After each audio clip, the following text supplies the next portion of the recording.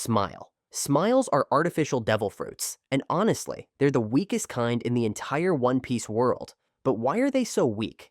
They were created by Caesar Clown, under the orders of Doflamingo and Kaido.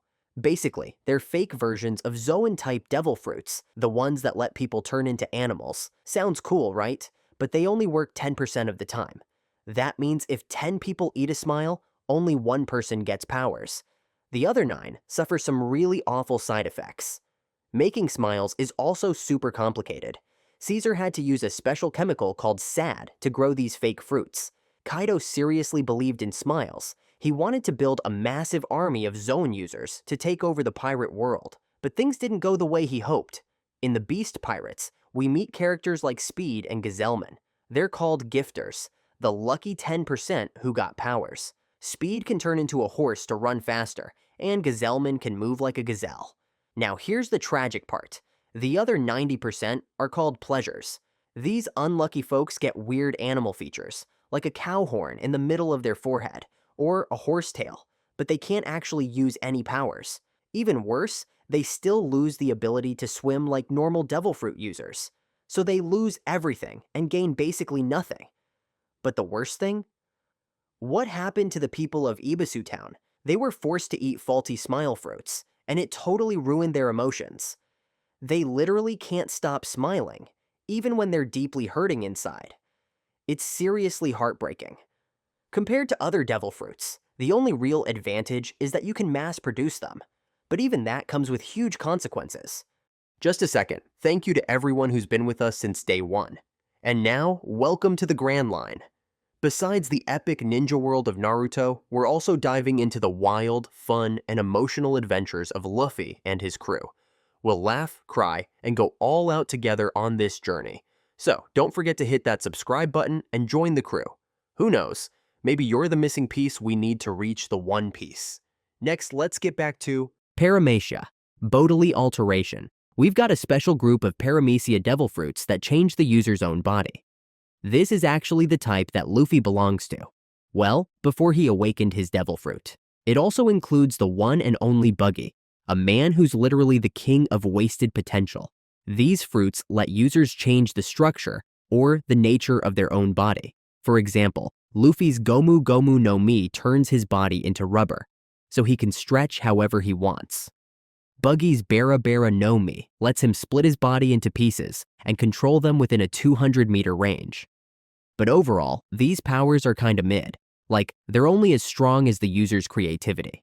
Luffy proves this perfectly. He took what looked like a super basic fruit and turned it into pure chaos. Gear 2nd lets him move faster by pumping his blood quickly. Gear 3rd makes his body massive by inflating it with air. And later on, Gear 4th, just straight up insane power. Because this type only affects the user's own body, the range is honestly pretty limited. You can't really change your surroundings like other parramia types can, which makes fighting a lot harder. Take Robin, for example. Her Hana Hana no Mi is awesome because she's smart and knows how to fully use it. She can grow arms anywhere, set traps, and take full control of a fight. But if you hit one of her clones, yeah, she still feels the pain. It's not free real estate. And oh, Buggy. Buggy is the perfect example of why people don't take this fruit type seriously. His devil fruit has a ton of potential, but he's got zero combat skill and no clue how to use it properly. That's why he's easily one of the weakest pirates we've seen, and also one of the luckiest. But you know what's crazy? He ate that fruit on Roger's ship. And let's be real, there's no way a fruit on the Pirate King's ship is actually trash. Maybe it just hasn't reached its peak yet. Even Oda said Buggy is one of his favorite characters, so who knows what chaos is waiting to explode.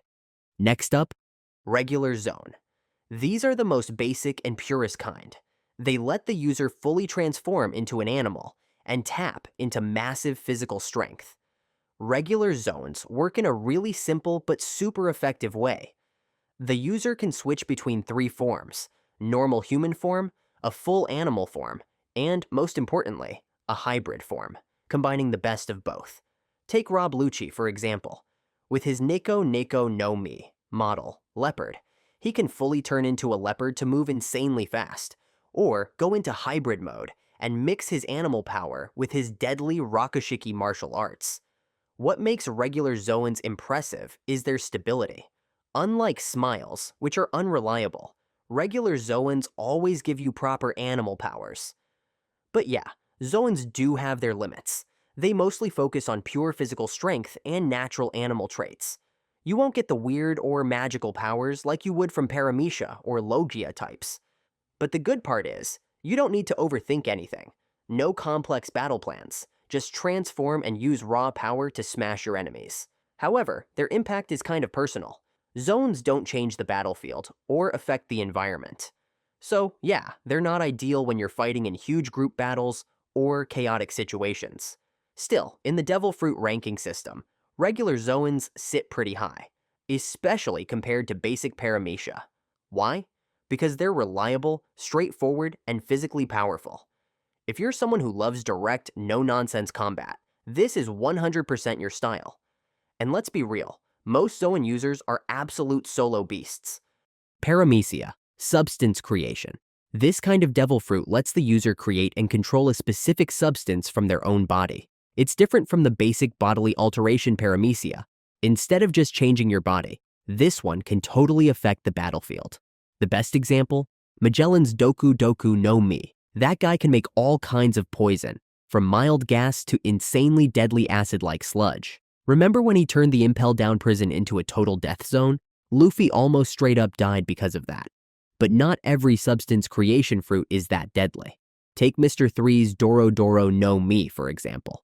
He can create wax. Yeah, not exactly terrifying. And the dude mostly used it for weird tricks and goofy traps. So yeah, kinda underwhelming. Still, the big strength of this type is battlefield control. You're literally creating something and using it to dominate the area. You can block, trap, spread out attacks. It's super flexible. But of course, the user is limited by the nature of the substance they create. For example, Mr. 3's wax melts super easily with fire. And if the user isn't creative, then the power becomes seriously boring and weak. Overall, this type is definitely stronger than bodily alteration parramia, because it gives you more flexibility and lets you affect the environment, not just yourself. Parramia, environmental manipulation. Now we're talking about a way more crazy and overpowered parramia type, environmental manipulation. These devil fruits can totally change the entire battlefield without even touching the enemy. Unlike substance creation, which only makes one specific thing, like wax or poison, environmental manipulation can control intangible forces. Stuff like shadows, ghosts, even people's emotions and minds. Let's talk about Perona's Horo Horo no Mi. She creates little ghosts that can hit people and make them completely give up. Zoro and Sanji went from full-on alpha mode to crying in the corner in like 2 seconds. Then there's Gecko Moria with the Kage Kage no Mi. This guy can steal people's shadows, and if you lose your shadow, you literally pass out in sunlight. Not only that, he uses the stolen shadows to create an army of undead zombies. In Thriller Bark, he even revived a giant zombie named Oars using Luffy's shadow. Straight up horror movie stuff. What makes this fruit type super scary is its huge range and tactical power. Like seriously, Boa Hancock doesn't even need to use Conqueror's Haki. She just blows a kiss, and boom, half the battlefield turns to stone. Environmental manipulation type lets you control the entire vibe of the fight, not just throw stuff at people. It's super useful for strategy, area control, and psychological pressure. Some fruits like Fujitora's gravity powers, Zushi Zushi no Mi, take this type to a whole new level. We're talking about god-tier territory here. And of course, we can't forget Whitebeard's Gura Gura no Mi. It's the strongest parramia type devil fruit ever seen, with the power to destroy the whole world. Ancient Zoan. Ancient Zoan devil fruits are like the superpowered upgrade of regular Zoan fruits. Instead of turning into normal animals like leopards or eagles, these fruits let you become prehistoric beasts like dinosaurs or mammoths. What makes ancient zoans really special is their insane strength and toughness. Take page 1 for example. With his Ryu Ryu no Mi model, Spinosaurus, he basically becomes a walking tank. Then there's King, who turns into a flying pteranodon, and his mix of speed and power gave Zoro a seriously hard time. Unlike regular zoans, which just boost your strength in a basic way, ancient zoans feel like they open up a whole new level of power. These dinosaurs ruled the Earth millions of years ago. And now that same prehistoric rage is reborn through these ultra-rare fruits. No wonder Kaido wanted to collect so many of them for his Beast Pirates crew. I mean, in the Jurassic era, everything was just crazy big and crazy strong. Literal monsters. But most of the time, their power is purely physical. No fancy supernatural abilities like logia or mythical zoen users have. So if you're up against strong Haki or someone who fights smart, you can definitely still lose. So yeah, now you know what ancient zoens are all about. These fruits are absolutely awesome and super desirable in the pirate world. Because when you turn into a dinosaur, you're basically built different. Logia. Let's be honest, every pirate wants a logia devil fruit. These are easily some of the most powerful and legendary fruits in One Piece. So what makes logia fruits so special? It's simple. They let the user turn into a natural element, like fire, ice, light, or smoke. Just imagine becoming a giant fireball like Ace, or flying at the speed of light like Kizaru. But what makes logia truly terrifying is their intangible body. If you try to slash a logia user, your sword just goes right through them, like you're swinging at thin air. Bullets? Useless. They just turn into their element and laugh it off. That's why, early in the series, guys like Smoker and Crocodile were seen as almost unbeatable. Their attack power is just as crazy. Ace could throw massive fireballs that burn down entire forests. Kizaru shoots lasers that blast through anything. Aokiji? He can freeze the ocean in just seconds. These powers can literally change the outcome of an entire war. And with their element-based bodies, these users feel basically immortal. Of course, they do have one big weakness, Haki. This ability lets you actually hit their real body, even if they've turned into fire or smoke. Once Haki showed up in the story, these gods started looking a little less untouchable. And yeah, some devil fruits just naturally counter others. Like Enel with his lightning powers, ridiculously OP, but he just happened to fight Luffy, a rubber guy. Bad matchup, bro. Or how Akainu's magma could totally overpower Ace's fire. Logia users are usually people in very high positions, like marine admirals. That shows just how rare and valuable these fruits really are. They're like the gems of the devil fruit world.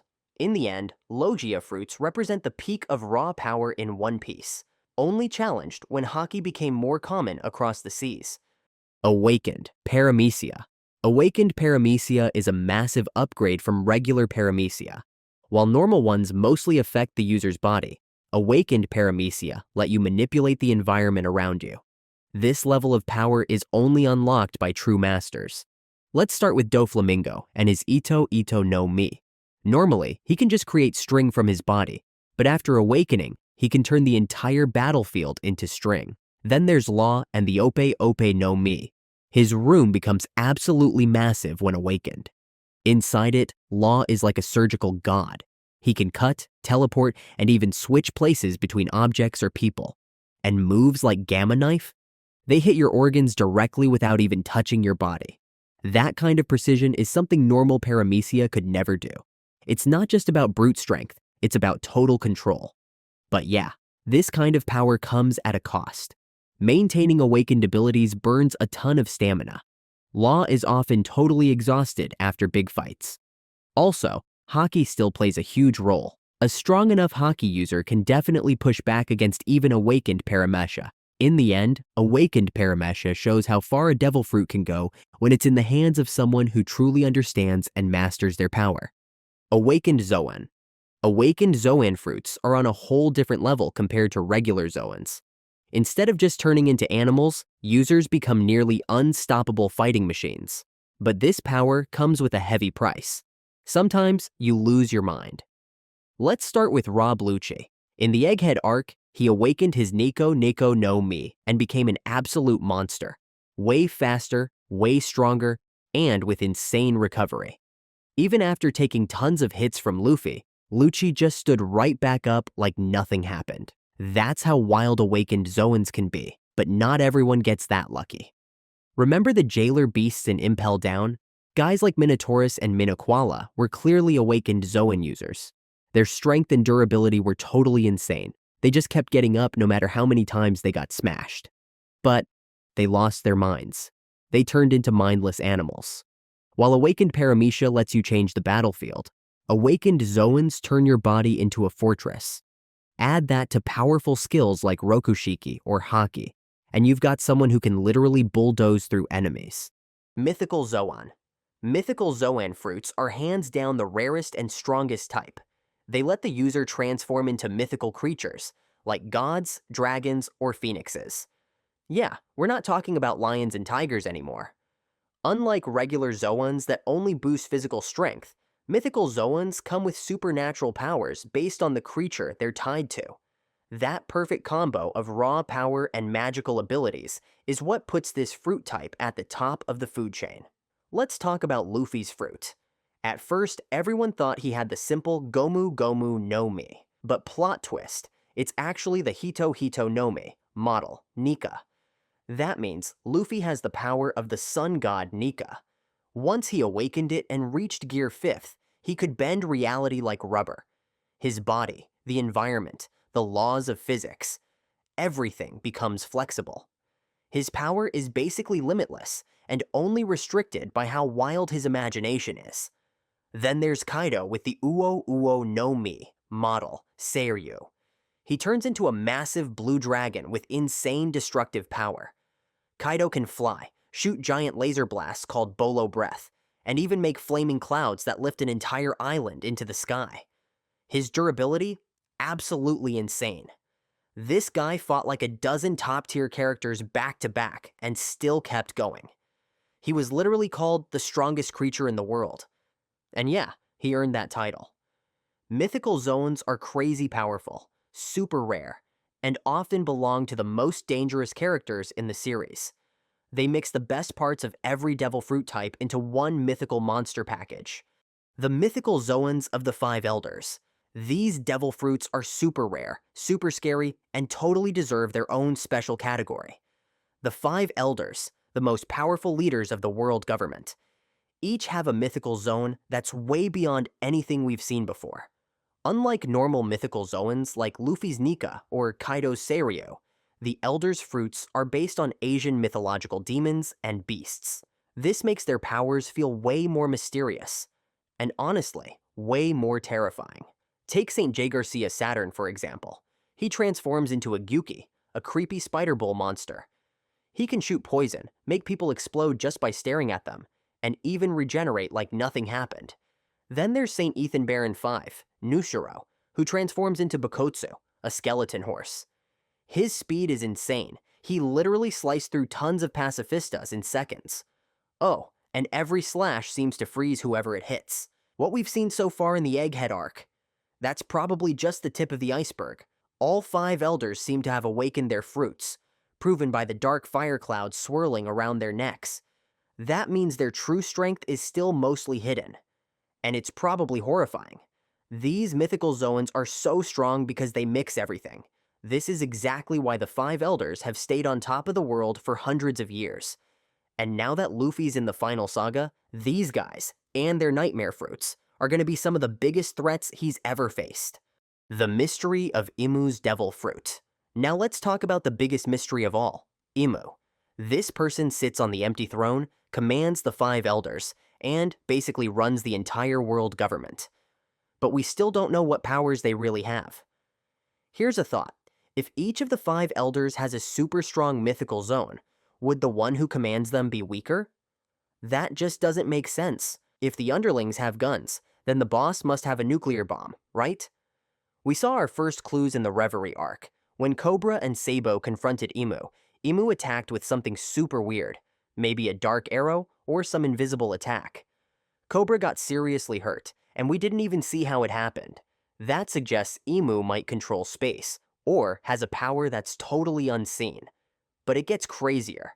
Imu destroyed the entire kingdom of Lulusia in seconds, from super far away. That level of destruction is equal to, or even worse, than Whitebeard's fruit. It's not just strong, it's god level. So what could their fruit be? Maybe it's a mythical zoan tied to a dark god, or some terrifying yokai from Japanese myths. Or it could be a super rare parramia that cancels out all powers, kinda like Blackbeard's, but way stronger. But hey, even ultimate powers have weaknesses. Sabo survived Imu's attack, which means strong Haki might still protect you. That might explain why Imu fears Joy Boy, and why Luffy is now their biggest threat. So, what do you think? What kind of devil fruit do you think Imu has? And can Luffy really defeat someone like this? Let us know in the comments. Alright, that's it for today. Thanks for watching, and we'll see you next time.